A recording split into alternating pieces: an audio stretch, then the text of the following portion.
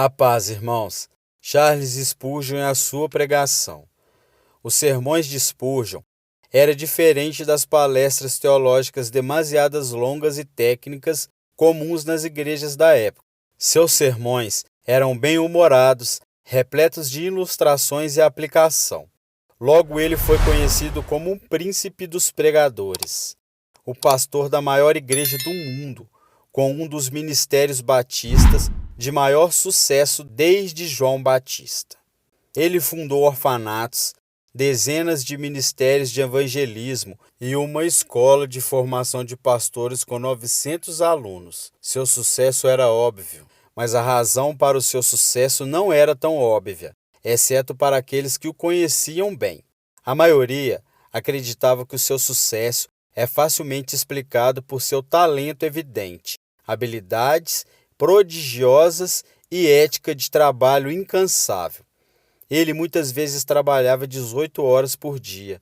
Seus sermões eram vendidos a um ritmo de 25 mil por semana. Foram traduzidos para 20 idiomas e cada navio que deixava a Inglaterra carregava seus sermões. Certa vez, ele pregou para uma multidão de mais de 23 mil pessoas sem amplificação. Ele possuía uma memória fotográfica e lembrava-se de cada palavra, cada livro que lia em sua biblioteca de 12 mil volumes.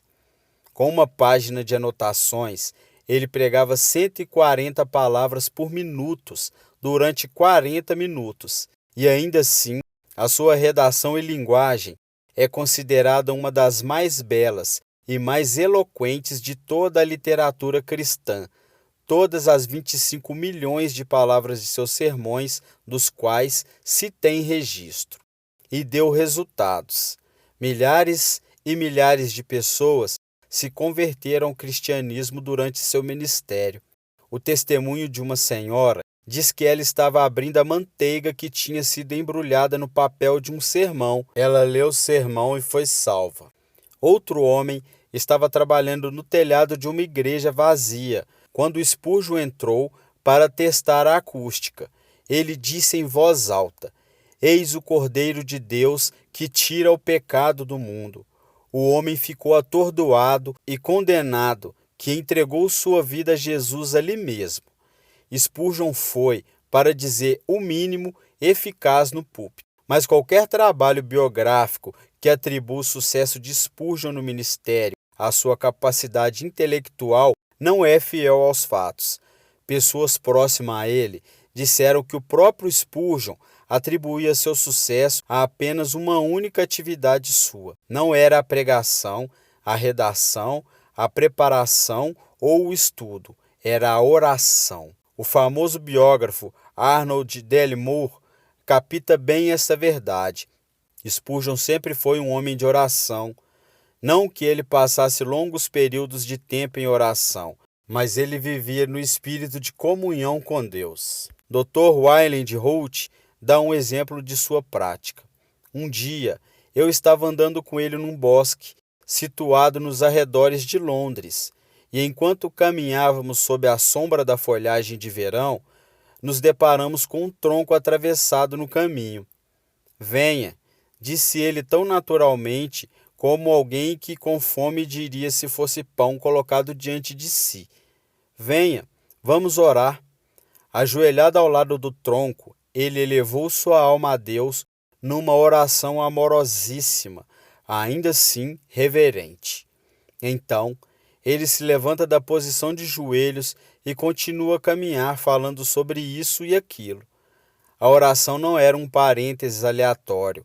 Era algo que pertencia tanto ao hábito de sua mente quanto à respiração ao hábito do seu corpo. Um outro convidado de Spurgeon testemunhou seus cultos domésticos e comentou que suas orações públicas eram uma inspiração e bênção, mas a sua oração em família era para mim ainda mais maravilhosa. A beleza delas era sempre impressionante. Ilustrações, símbolos, citações de passagens bíblicas selecionadas, todas ditas com uma espontaneidade e naturalidade que encantava a mente e movia o coração. O Sr. Spurgeon, quando se curvava diante de Deus em oração com a família, parecia um homem ainda mais grandioso do que quando retia a atenção de milhares fascinados por sua oratória.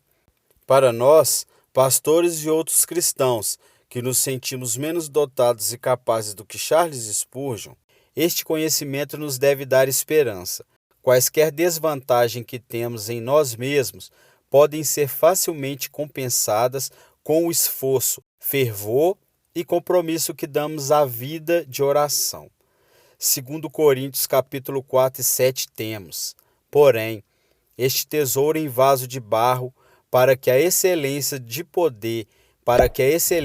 poder seja de Deus e não da nossa parte. Portanto, irmãos e irmãs, que seja um ano de oração para o nosso bem, o bem de nossos ministérios e para a glória de Deus. Amém.